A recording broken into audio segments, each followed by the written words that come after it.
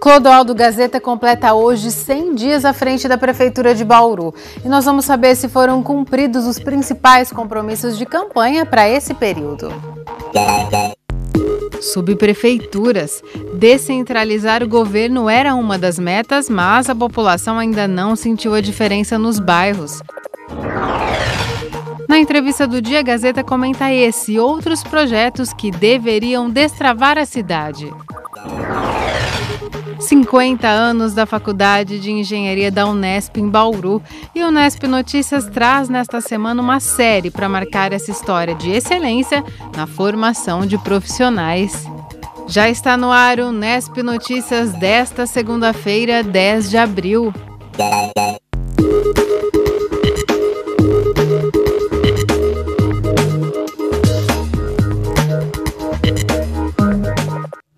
Boa noite. No 100º dia do governo Gazeta, nós fomos saber se houve uma maior aproximação entre a população e a gestão municipal. Esse era um dos compromissos do prefeito com a criação de subprefeituras.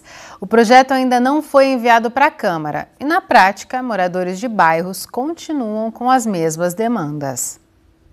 Verônica mora no Jardim Solange há 15 anos e há 3 atua como delegada de orçamento participativo nessa região. A pavimentação foi uma conquista, mas o bairro ainda tem outras necessidades. Nós vemos que não existe calçadas em todas as, mais os terrenos, né? Manutenção de terrenos. Aqui um problema antigo é falta d'água, é um bairro alto, então se faltar água no restante da cidade aqui falta antes, porque a água não chega aqui, né? E aqui é abastecido pelo Batalha. Para reunir as demandas dos moradores, Verônica recorreu ao WhatsApp. Por meio do aplicativo, ela recebe mensagens de texto e de voz com as reclamações. Como delegada, Verônica acionava as secretarias municipais diretamente na busca por soluções. Mas agora, desde que o novo governo municipal assumiu, diz que ficou mais difícil encaminhar as demandas. Hoje, assim, com 100 dias de mandato do novo prefeito, nós ainda não percebemos uma gestão participativa. Eu não consigo contato com as secretarias, não consigo contato com o prefeito, então assim, eu estou ainda patinando para levar essas demandas, né, pós a pavimentação ou desse ano de 2017 para o poder público. Do outro lado da cidade, o núcleo Geisel sofre com a falta de manutenção. Olívia é a delegada do orçamento no bairro e conhece bem os problemas. Limpeza pública, principalmente a parte de carpinação, né? E ter uma fiscalização, porque os usuários jogam muito entulho ainda de caixa, de casa, principalmente ali ao lado do sambódromo. Então está sempre uma sujeira imensa. Além da questão dos resíduos, a representante alerta para a necessidade de melhorias na área próxima ao centro comunitário. Nós gostaríamos que o poder público fizesse alguma benfeitoria ali, um campo de futsal, passasse uma máquina, iluminasse melhor, o quanto que os moradores acabam fazendo bolsão de lixão lá. Para tentar agilizar a solução de problemas nos bairros, o governo Gazeta se comprometeu em implantar 4 subprefeituras em Bauru. Para isso, terá de submeter o projeto à Câmara. Enquanto elas não são criadas oficialmente, as demandas dos bairros continuam sendo atendidas pela estrutura já existente das administrações regionais. As subprefeituras elas vão auxiliar se o morador, o representante dos moradores ou o prefeito local, aí, o subprefeito, tiver esse acesso, né, essa mediação com a população e com as secretarias, sem interferência nenhuma político-partidária. O Conselho do Município de Bauru também é otimista em relação à gestão descentralizada nos bairros, desde que as subprefeituras cumpram o papel para o qual estão sendo criadas. A subprefeitura nada mais é que a descentralização dos serviços oferecidos pela administração. Só espero que ela realmente atenda à necessidade da população. Você chegar até a sua subprefeitura, levar as suas demandas e que elas sejam atendidas. Você transformar uma administração regional em subprefeitura só para mudar o nome, a gente acredita que não vai mudar em nada. Para este especialista em política e ética aplicadas, as subprefeituras são um caminho para aproximar a população da gestão pública, desde que haja incentivos para o diálogo. Para não se tornar um elefante branco, né, para não se tornar uma coisa que apenas existe ali formalmente, mas que não há substancialmente a participação, é preciso, primeiro, parte do poder público, existe uma ampla divulgação desse serviço e depois dentro das subprefeituras, existir também um trabalho junto à população, indo até as comunidades, para sensibilizar as pessoas. Porque à medida que as pessoas são educadas a participar, elas vão e participam de fato. Agora, o que não pode é criar formalmente e substancialmente a coisa não sair do papel. A participação popular na gestão pública ainda é tímida, mas fundamental para que a população exerça a cidadania de maneira mais efetiva. As pessoas quase sempre gritam muito em relação àquilo que desejam, àquilo que está errado, mas ela tem um dever. O dever dela é participar, o dever dela é estar junto. Justamente porque todos nós, enquanto cidadãos que vivem numa sociedade democrática, temos poder. E o nosso poder é justamente na ação política. Daí a importância, é a garantia dos direitos e a ampliação dos serviços públicos que atendam a população. E quem mora em bairros abastecidos pelo Rio Batalha, 38% da população de Bauru, deve ter percebido que o DAI interrompeu o fornecimento de água ontem. A medida foi tomada porque a água da estação de tratamento estava com muito barro, por causa do rompimento de uma barragem próxima à estância Águas Virtuosas. Hoje cedo o fornecimento foi retomado parcialmente, por isso o DAI pede que a população continue economizando água. A previsão é de que o serviço seja normalizado hoje ainda. Vamos à previsão do tempo. Neste início de semana, a chuva deve voltar a Bauru. Os detalhes no boletim do IPMET. A semana começa com chuvas isoladas aí, à tarde, né? Segunda, terça e quarta. A partir daí o tempo fica mais estável, a possibilidade de chuva cai bastante.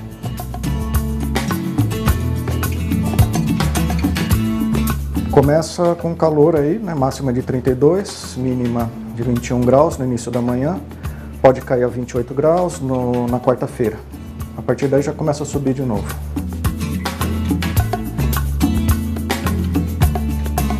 Previsão de tempo bom no feriado, né? Pode voltar a chover na próxima semana.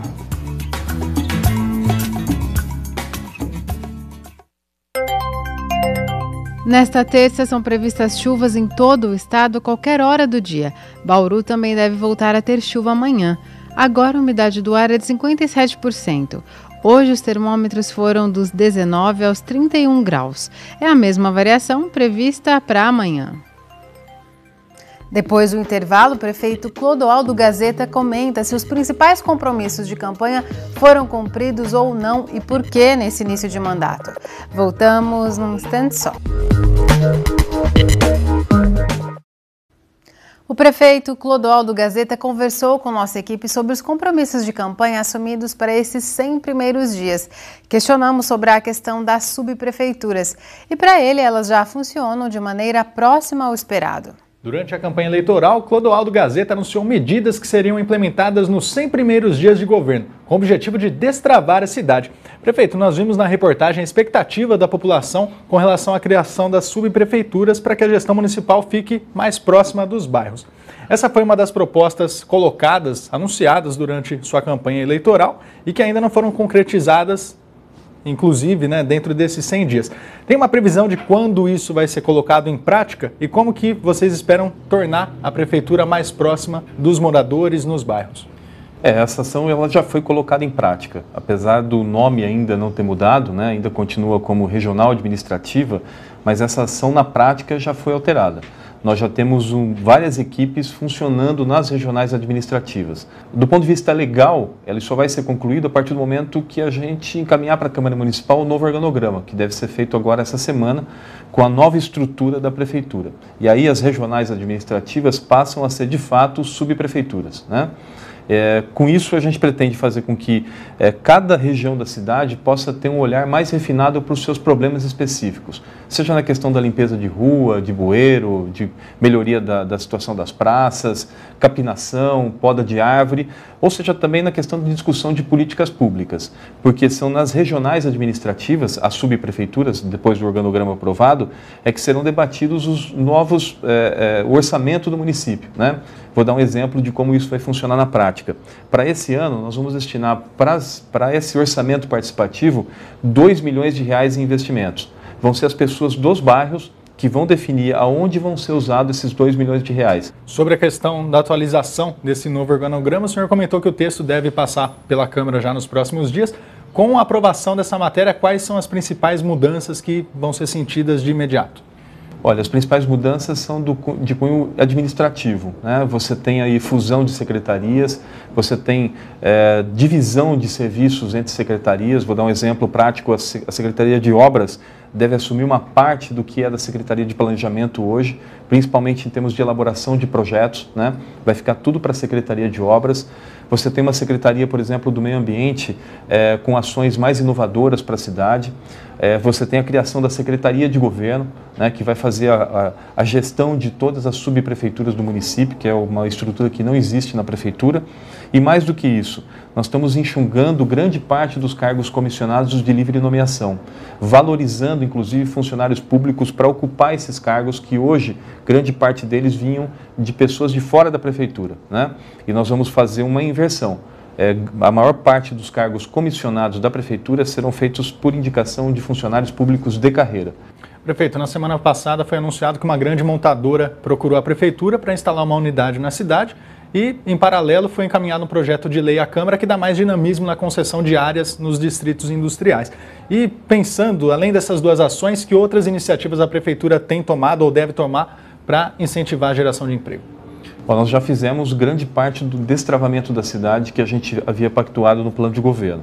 Você tem um conjunto de legislação que já foi encaminhado para a Câmara para que a gente possa fazer com que a Prefeitura fique mais ágil na concessão de áreas, né? Mais ágil e transparente, porque até então toda empresa que queria uma área na cidade de Bauru não sabia aonde pedir, se era na Câmara de Vereadores, se era na Secretaria de Desenvolvimento, se era para o prefeito.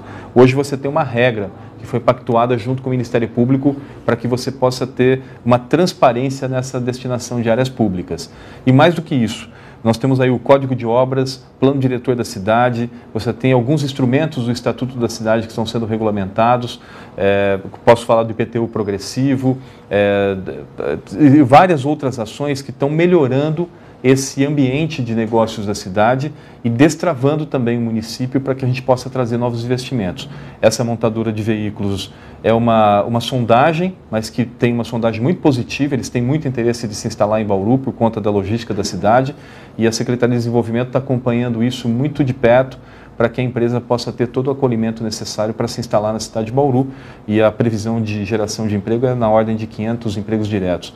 Por outro lado, a questão da ampliação dos corredores comerciais ainda não foi finalizada, o que acaba não impedindo, mas dificultando um pouco a retirada de alvarás. Essa questão ela deve ser solucionada em breve? Já tem algum trabalho em cima disso? Sem dúvida, nós já foram feitas 2 reuniões, porque o alvará hoje concedido na cidade de Bauru, ele passa por vários atores, né? Você tem a Vigilância Sanitária, você tem o Bombeiro, você tem a CEPLAN, a Secretaria de Desenvolvimento, são vários atores que atuam na emissão do alvará. Já foi feito 2 reuniões com esses atores para que a gente possa ter uma regra única, né? E tudo informatizado. Nada da pessoa ter que buscar o apoio do técnico para poder fazer a concessão do seu alvará. Vai ser tudo pela internet. E aí, se tiver algum problema, algum documento que está faltando, o técnico depois pode chamar essa empresa ou essa microempresa para poder prestar o esclarecimento. Mas mais do que isso, nós estamos trabalhando no instrumento chamado alvará provisório, que vai fazer com que a empresa se instale na cidade ou pequeno comércio e depois ele tenha um tempo de adequação, né?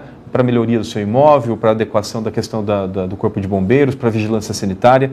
Então a pessoa já pode implementar o seu negócio desde que definido as zonas da cidade, a ocupação adequada, de baixo impacto, né? De grande impacto, aí você precisa ter o procedimento normal. Mas de baixo impacto hoje representa 90% dos pedidos de alvará, em que podem ser concedidos, e aí a prefeitura depois, no prazo de 2 anos, pode melhorar, fazer com que essa empresa ou esse pequeno comércio possa se adequar em relação à questão da legislação local. Mas esse processo está em tramitação e a gente espera nas próximas semanas já ter uma ação legal, né, uma legislação para ser encaminhada para a Câmara Municipal. Prefeito, recentemente os servidores municipais decretaram greve e a greve terminou depois de uma declaração do senhor falando que não faria mais negociações e que realizaria o corte de ponto dos funcionários que estariam em greve. Como que a Prefeitura deve dar continuidade à relação junto ao sindicato, inclusive para evitar tipos de atritos como esse? Nós fizemos um movimento muito intenso com o funcionalismo público e não só na questão específica dessa conversa a respeito salarial. Mas desde o início do governo, nós já fizemos uma conversa com vários setores da Prefeitura para correção dos PCCS que tiveram distorções ao longo do tempo. A greve que aconteceu na cidade também vem um pouquinho do reflexo dos governos passados. Os funcionários tiveram muitas perdas em governos passados e trouxeram para o nosso governo essa relação de perdas. Nós, de forma muito transparente, apresentamos as contas para o sindicato e para o funcionalismo, dizendo, olha, nós não vamos conseguir esse ano avançar mais do que 2% e alguns benefícios relacionados ao abono e ao vale compras. Então, dentro desse percentual, nós negociamos com o funcionalismo público com 8 propostas. Todas foram reprovadas pelo sindicato. Chegou um momento que não tínhamos mais o que oferecer. A única possibilidade nossa, então, é remeter a questão da greve para a Justiça e começar a descontar o ponto do funcionalismo público.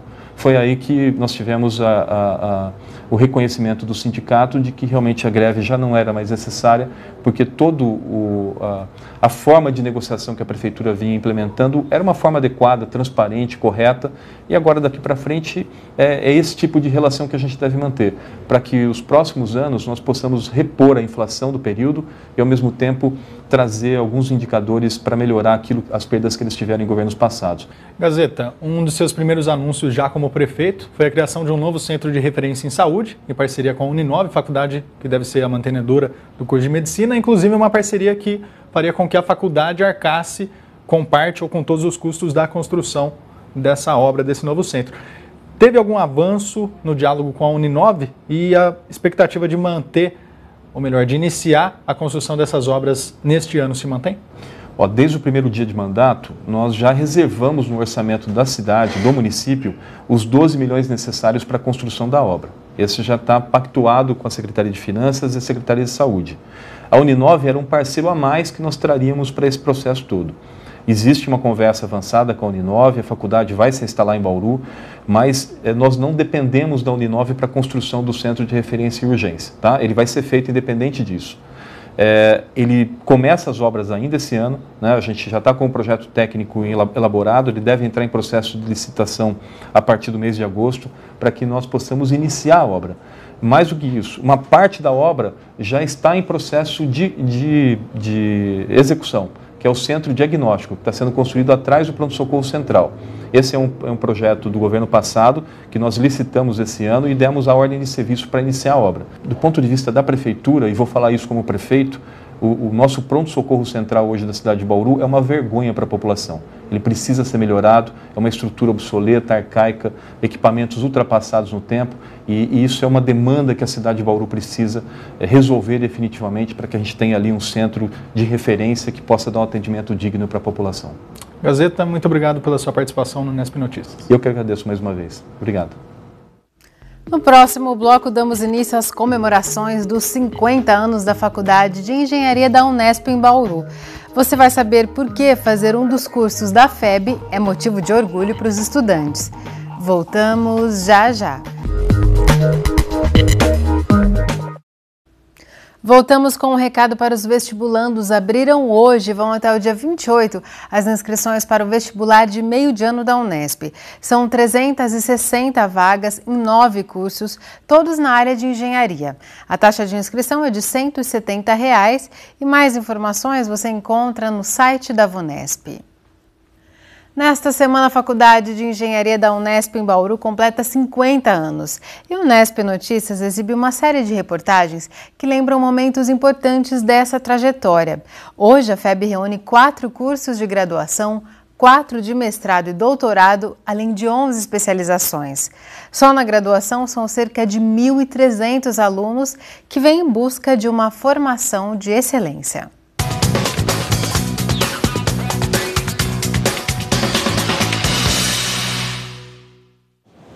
Ansiedade e muita expectativa para o início de mais um ano letivo na Faculdade de Engenharia da Unesp em Bauru. Na aula inaugural do semestre, calouros de várias idades, vindos de diferentes municípios, começaram a traçar o futuro profissional. São 4 cursos oferecidos: Engenharia Civil, Elétrica, Mecânica e de Produção, e várias frentes de atuação no mercado. Tiago é calouro de elétrica. Bauruense formado pelo Colégio Técnico Industrial, o CTI da Unesp, ele não esconde alegria em ter conquistado uma vaga. A Unesp de Bauru é super renomada, é uma super faculdade, muito grande. E minhas expectativas estão lá em cima. Vou ser sincero, os professores vão ter trabalho em me surpreender aqui, porque eu estou super animado com o curso. Ele já traz uma carga horária muito exigente. Eu que vim do CTI, já estou nesse ambiente unespiano, já faz um tempo, estou animado. Tiago conta que o interesse pela área surgiu ainda na infância e ele teve o apoio da família na escolha da profissão. Meu pai, meus tios, toda a família de engenheiro, então desde pequenininho eu já desmontava rádio, já desmontava videogame, brincava com esses componentes. Fiz o curso técnico no CTI, então fiz em eletrônica, já estou me adaptando a essa área, é uma área que eu gosto muito. Também caloura de elétrica, Amanda veio da capital. Para ela, pesaram na escolha o nome da faculdade e a proximidade da família. Tenho um pouco de família aqui, talvez seria uma segurança, já que morar sozinha é difícil, porque eu vim em São Paulo. Mas eu acho que a faculdade aqui é ótima, uma das melhores, então pesou um pouco isso. Há também o nome da FEB no currículo, então pesou um pouco, sim. Além da excelência no ensino, os alunos que chegam à FEB têm a oportunidade de participar de atividades extracurriculares que contribuem para o desenvolvimento. A gente vai ter uma visita técnica essa semana e é tudo com a ajuda da faculdade. Outra coisa que a gente também oferece para os alunos é o curso de idiomas. A gente arruma um professor para dar aula de inglês, francês, alemão, espanhol, japonês. Além dessas atividades assim que agrega no currículo, a gente tem outras atividades extra classe, né, que ajudam na parte de liderança, trabalho em equipe, como o próprio diretório, como a semana de engenharia que os alunos participam, que é totalmente organizada por alunos, tem o apoio da faculdade de engenharia, mas são os alunos. Tem o Ao Vivo em Cores também, todos os projetos da faculdade, que a faculdade ajuda a gente para construir uma graduação melhor para os alunos. A formação e as experiências adquiridas durante a faculdade são fundamentais para uma vida profissional de sucesso. A engenharia desta obra é feita por profissionais formados pela FEB. O ensino de qualidade faz a diferença no mercado de trabalho e na vida de quem passou pela faculdade. O Gabriel, por exemplo, é um dos engenheiros que assinam o projeto. Formado na turma de civil de 2012 da Unesp, chegou na empresa como estagiário, passou pelo programa de trainee e foi contratado. Eu devo muito à universidade, com certeza, porque ela foi uma das alavancas para eu conseguir entrar no mercado de trabalho, ainda mais através do estágio, que na época a gente acaba entrando meio cru no mercado, sem saber muito, né? Mas o conhecimento da faculdade, ele é, na verdade, o trampolim para você conseguir se desempenhar bem em campo, né? O engenheiro civil convive com diferentes profissionais e ressalta que ter passado pela FEB fez toda a diferença. Acredito que, com certeza, a universidade ela tenha dado o estímulo necessário e a condição necessária para todos nós, né, no caso recém-formados, conseguissem entrar no mercado de trabalho e se manter, né, porque não é só fácil entrar, o problema é se manter. A cobrança hoje como engenheiro é muito alta, porque as construtoras elas estão gargando obra e você é mais cobrado ainda. Então acho que a faculdade ela é de extrema importância e com certeza o currículo sendo da FEB é um diferencial. É isso por hoje. Se você quiser rever o conteúdo desta edição, acesse o site da TV Unesp ou a página no Facebook. Até amanhã. Tchau!